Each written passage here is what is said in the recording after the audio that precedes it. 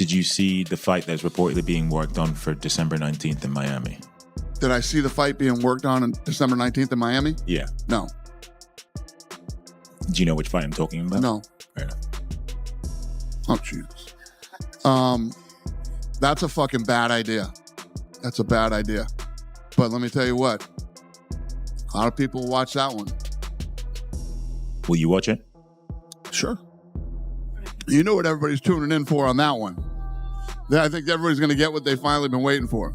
The fight world is in full meltdown right now after Dana White went public, demanding that Jake Paul walk away from a fight with Anthony Joshua. And this isn't playful trash talk. This is Dana at his sharpest, unloading everything he's ever thought about Jake Paul, only now with real urgency. Because Jake is doing the one thing Dana never believed he would. He's stepping into the ring with a genuinely dangerous heavyweight, a fighter who isn't washed, isn't inactive, and isn't a novelty. Anthony Joshua is still elite, still powerful, still very much in his prime. And suddenly this spectacle feels less like promotion and more like a moment that could change everything. You look forward to facing off with Joshua. To break down the face-off, what do you think about his size? Did you say anything? Did he say anything? No, we didn't say anything, but he looks intense, focused, locked in. He's obviously very, very tall. Looking up, my tallest opponent. My eyes are at his, chest level. But yeah, he's locked in. I'm locked in. I don't think there's fear in his eyes or in my eyes. Yeah, Jake, tell us the difference between your face-off with Gervonta, where you're a head taller looking down, and now looking up at Joshua. No, it's surreal. All of it is very, very funny. And my neck started to hurt after looking up for a little bit.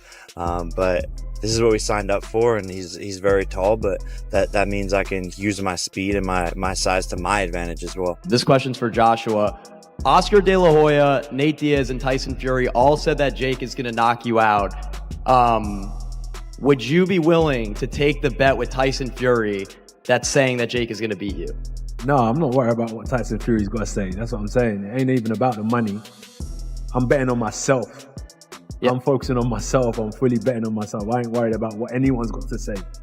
He did say he's going to put £1 million on it. Would you be willing to take that bet with Tyson Fury?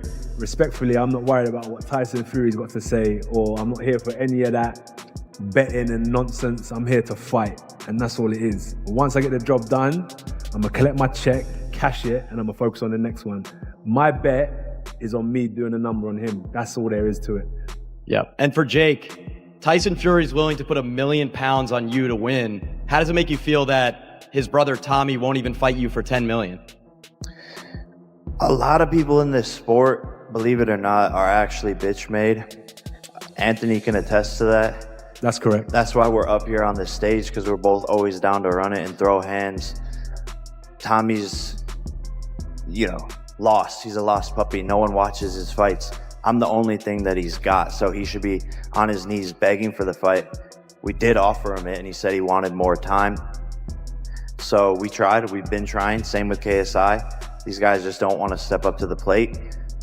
I'm not afraid of anyone or anything. So I'll go to the bigger challenge, a bigger fight, and do bigger things with Joshua, and that's why we're here today. There's been some talk about possibly Joshua using Jake Paul as a tune-up to fight you. What are your thoughts on that? I don't know about tune-up. I think Jake Paul knocks him out. Seriously? Yeah. Why so? What impresses you about Jake Paul? I just think Jake Paul would knock AJ out. I think AJ's a spent force, and I think Jake Paul's on the rise. And I like his new heavyweight look. A bit chubby, a bit bulky. Just wanted to give a little opinion on everything I've been seeing on social media lately. Jake Paul versus Anthony Joshua. Just wanted to come in here and remind everybody that bum couldn't beat me when I basically had a broken hand. I had one hand and he still lost. Jake Paul, I'm still your daddy, and everybody weighing this fight up, don't bother, because he ain't worth a shilling. And the loss will always be there, Mr. Paul. Take it easy and have a good day. Jake Paul, Anthony Joshua, 50-50 fight. What do you make of that? Yeah, I just said in another interview, great if it is. I mean, if it is, then you've got no problem seeing it. But when AJ, I mean, decapitate's a strong word, but when he renders Jake Paul unconscious like he did to Francis Ngannou, don't then say, oh well, it was Jake Paul. Do you know what I mean? I mean, when AJ beat Francis Ngannou, Ngannou just had a fight that could have gone either way with Tyson Fury. Then AJ poleaxed him, and everyone just said he's just an MMA fighter. Do you know what I mean? Jake Paul's not Francis Ngannou. But as I said before, if you want to see Jake Paul exit the boxing world, make the fight. Dana White has spent years saying Jake Paul should face a real boxer, calling him a sideshow, and accusing him of cherry-picking retired MMA fighters, smaller names, and safe matchups. But the moment Jake Paul takes the biggest gamble of his career and signs on to fight Anthony Joshua, a two-time heavyweight world champion, the tone flips. Suddenly, Dana wants him out. Suddenly, it's too dangerous. I get it, right? If someone knocks on your door and says, do you want to fight Jake Paul for 100 million? You're like, you'd be stupid to say no. No, I don't want that 100 million for what would be and will be and should be easy work for AJ. Well, why are you going to turn down 100 million? AJ should and could, more should, knock out Jake Paul in a round. Like if Jake Paul was over here fighting under our British Boxing Board of Control, I don't think he'd be a Southern Area Cruiserweight champion. AJ is a former unified heavyweight champion of the world that I still believe is a top 10 heavyweight in the world. Just. Like, AJ should be able to destroy him. AJ is going to be 60 pounds or so bigger than him. AJ hits like a truck. AJ is a better boxer. Like, this is a no contest from the beginning. Did you see Anthony Joshua versus Jake Paul is happening? Who you got and how? Man, you got to go with Anthony Joshua. You just got to go with Anthony Joshua on him. I think Anthony Joshua by knockout. Yeah, I think Jake will probably get knocked out in the third round. Who did Terrence Crawford fight his 11th fight? I don't know. Who did Arthur Beterbiev fight? Jake Paul has found a way to make himself the cash cow early in his career to where we shouldn't care. Jake Paul has become the fighter right now that everybody wants to fight because right now he is the cash cow. He made $40 million just off of Netflix. He has found a way to do something with his following, get under people's skin to make people care about these fights. It's the ultimate contradiction. When Jake avoids real boxers, Dana laughs at him. When Jake finally steps in with one, Dana still laughs. In Dana White's world, Jake Paul can't win. He's even pushed the idea that this fight itself might not be legitimate, suggesting that if Anthony Joshua doesn't end it quickly, then something must be off. Dana went as far as saying the only way this matchup makes sense is if something was arranged behind closed doors, because on paper, there's no universe where Jake Paul should be competitive with Anthony Joshua. This is a top 50 or 60 cruiserweight in the world stepping up and fighting a top, I mean, even if you want to be really critical, top 10, but I think top 5 heavyweight in the world. So it would be unthinkable. I mean, both AJ and myself would need to retire from the sport if we got beat against Jake. But it ain't it. Time in the professional bout will consist of 8 3-minute rounds, and both fighters will wear regulation 10-ounce gloves. Spencer, you are a boxer. For real. Should this guy be anywhere near Joshua? God help Jake Paul. That's all I can say. We saw that what Anthony Joshua had done to Francis Ngannou. He went out there and iced him in a couple of rounds. A guy coming from a different discipline. Well, this kid's coming from another level. You know, white-collar boxing in 2018. Gone through the mill. And the only boxer, really, that he's actually boxed, a legitimate boxer he got beat by, and that was in Tommy Fury. Now he's stepped up to the plate. Does he really believe that he can beat Anthony Joshua at heavyweight? All right, he's put a restriction in there. Anthony Joshua can't be no heavier than 245 pounds. Well, the last time he boxed Alexander Usyk, which was not that long ago, he was 245 pounds. So I don't see that being a big problem. But we know why he said yes to it. Gazillions. Oh, absolutely. Do you know the bizarre thing here, Jim? That this will be financially and number-wise the biggest fight in boxing history. Ever. The biggest viewed fight in boxing history ever. And there's been some great fights over time. That is insane, isn't it? And the highest paid fighters as well. What Jake Paul, they're an estimated £170 million split between these two. But Jake Paul, is he really that deluded that he thinks he's going to go in there and beat Anthony Joshua? Do you think he thinks he can do it, Simon? I don't know. He's not short and con. That commentary only poured gasoline on the situation, splitting the boxing world down the middle. Some see this as a reckless mismatch. Others argue Jake deserves credit for finally stepping up.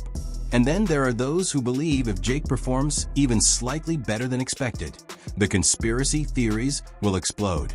But strip it all down and the reality is clear. Jake Paul is facing a man who's bigger, more skilled, more powerful, and vastly more experienced in every way. It's the boldest and most unhinged gamble of his career, and Jake knows exactly what he's signing up for. That's what makes this moment impossible to look away from. I don't know what he thinks, but what he does do is he markets himself in the space that he operates in. I don't get this Jake Paul or Logan Paul phenomenon, but I'm not the audience. It doesn't matter what I get. The opportunity for Netflix is that it's a drive to subscribe. They'll pay $100 million, and the wraparound fees that come from sponsorship and the event attendance. We saw that $20 million was generated in gate receipts for the Mike Tyson versus Jake Paul fight. So we know this is $160 million fight. We know that it makes sense to Netflix to do it because in the last fight that they had with Mike Tyson and Jake Paul, they developed 2 million new subscribers. The average lifetime value of a subscriber is $900. So if you look at that and say they're going to generate $2 billion in potential increased revenues as a result of paying these fighters $100 million, you can see the metrics of it.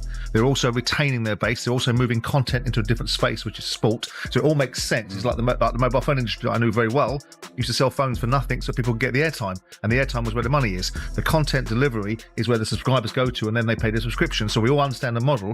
As far as the fight is concerned, oh no, don't be silly.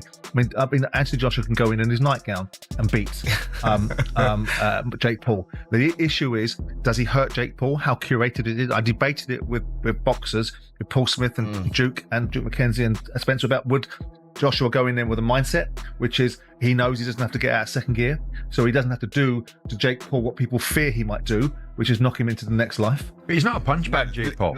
Yeah, he's at this level. Well, he beat, albeit an aged Mike Tyson, he beat Julio Cesar Chavez Jr. Mike Tyson, when we went out there to do that fight, and Simon gave me a lot of stick for it because I was saying Mike Tyson was actually going to put an end to this Jake Paul phenomenon that was going on. And when Mike Tyson got out the car, when we hit Texas, he climbed out the car and he could barely walk, Jim. He struggled to get up the stairs. I knew that I was in trouble for making those comments. I knew that. I sold the fight and I shouldn't have sold the fight. But this one, Anthony Joshua needs to keep his career alive. And by doing that, he has to get rid of Jake Paul very, very early. Dana White isn't reacting. He's panicking. He never wanted Jake Paul to grow this big, to gain real respect, or to force his way into legitimate heavyweight boxing. Jake is proving he'll fight anyone, anywhere. And that idea drives Dana crazy. Dana built an entire narrative around Jake being a fraud. And the moment Jake stepped up to face a prime Anthony Joshua, that storyline started cracking. Jake Paul has taken on a challenge far more dangerous than the UFC ever gave him credit for. And whether Dana likes it or not, this fight is real, it's happening, and the entire world is watching.